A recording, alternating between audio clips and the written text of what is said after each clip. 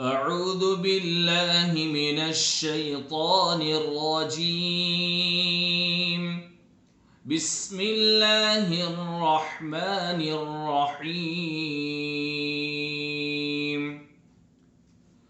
ليس البر أن تولوا وجوهكم قبل المشرق والمغرب ولكن البر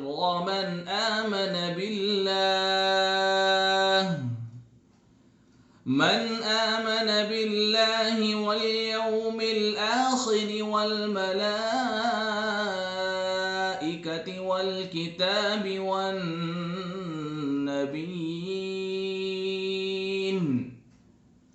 وآتى المال على حبه ذوي القربى واليتامى والمساكين وابن السبيل والسائلين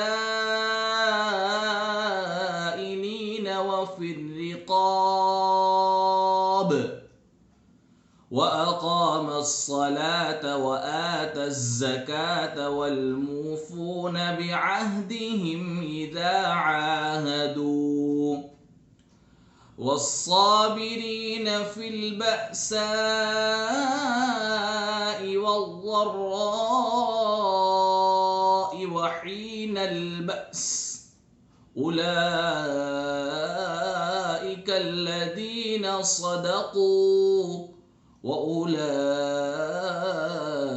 هم المتقون. صدق الله العظيم.